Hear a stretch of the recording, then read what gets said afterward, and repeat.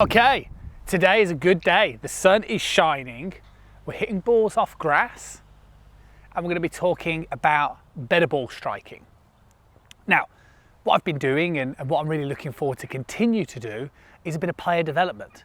I've got some course playing lessons coming up on the channel this week. Really excited to share that. How do you kind of take a swing change onto the golf course? But for now, I'm going to introduce another golfer, somebody who's pretty new to the game, and this is Dave. Now, the thing is with Dave at the moment is that George recently went to go and visit him for a game of golf, and he did okay. You know, like a lot of people that are new to the game, a little bit of lacking experience, losing a few shots here and there, and we're going to talk about that. But you can't play great golf if your ball striking is off and you're sort of miss-hitting the ball. And what we can kind of notice with Dave's swing is that through swing and that sort of dreaded chicken wing where everything's pulled up. And this kind of lifts the club up in the air, and it can kind of make you very vulnerable of hitting the ground early or thinning or topping the golf ball. The other problem when you have a bit of a chicken wing is that you can't really release the club. You can't get that rollover. And the problem is if you don't get that rollover, that sort of closure of the club face, you don't get that compression. If you keep that face too open, then you kind of get that sort of slappy, thuddy sound, and that's just not great. No great for distance, no great for confidence.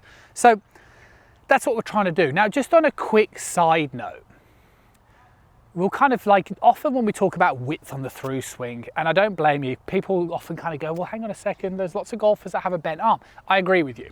But one of the main reasons why tour pros or professional golfers, or even golfers that you know that probably are great ball strikers that have a bent arm, is because the upper and the forearm, so your upper arm and your lower arm, they're not aligned. So when they're aligned, they can operate nice and straight. If your upper arm is turned in and your forearm is aligned this way, so it's slightly supinated, then it will create a bend. And then that way, that's why the arm will look bent on the way through. And that's not uncommon. The truth is as well, sometimes we're watching tour pros, if they're trying to really hold it off, then again, this would encourage a little bit of the bending. But let's put it into context. We're not trying to analyse a tour pro here, we're analysing somebody who's very new to the game.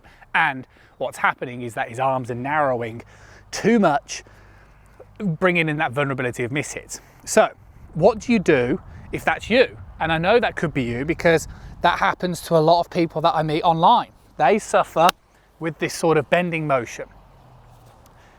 I think one way of going about it is rotation. So you could say, come on, try and rotate. That's an option. I prefer to try and think about that sort of hitting side, you know, that sort of hitting through the ball or swinging through the ball, whichever way we want to try and represent it. And I like to try and think of that trail shoulder. So what we can see with Dave's swing is that as he starts the downswing, it's very much a pulling motion of the hands and the arms, no real rotation of the body, lack of space, pulling the arms up. And what we're really looking for is more of a feeling of when he starts that downswing, as soon as he starts pulling those arms down, we want that right shoulder moving down plane. So we want that right shoulder moving down, because as the right shoulder moves down, let's do a one arm swing here. So if I just pull it down, I don't move my shoulder, here I am. If I move my right shoulder down through, here I am. So you can see the way if my right shoulder operates here, that's me. My right shoulder operates here, that's me, yeah? So that's your little secret move, that little right shoulder move. Now, you might kind of think, okay, that's good, right? What happens if I sort of smother it that way? Well, that's fine. You've got options with that then. So let's say Dave took this out and he kind of said, yeah, all right, I'm gonna get that right shoulder over, and he started hitting sort of smother slices or smother pulls. You've got two options. You can either think about when you're dropping that right shoulder down, get that left hip back out the way maybe a little bit, or your other option is just to kind of feel and change that perspective. So just to kind of feel like instead of being this way, horizontal shoulders, oh, I'm looking at it from a completely different angle, this way. Here I am, I'm down, right? And I'm obviously dramatizing that. You'd never hold these positions in the golf swing for long. But I love this sort of exercise and this sort of move. I think it's a really important one to try and get that feeling of that right shoulder dropping down. You can hit through. Right shoulder's up here. You're going to end up really narrow and really stuck. So Work on your ball striking. I think it goes without saying that that right shoulder move or trail shoulder move is something that we see with all great ball strikers and great golfers. Got my foot stuck in a rabbit hole then. And that's it, right? Really short tip. Course playing lessons coming up on the channel. Got a couple of mid and a high handicapper.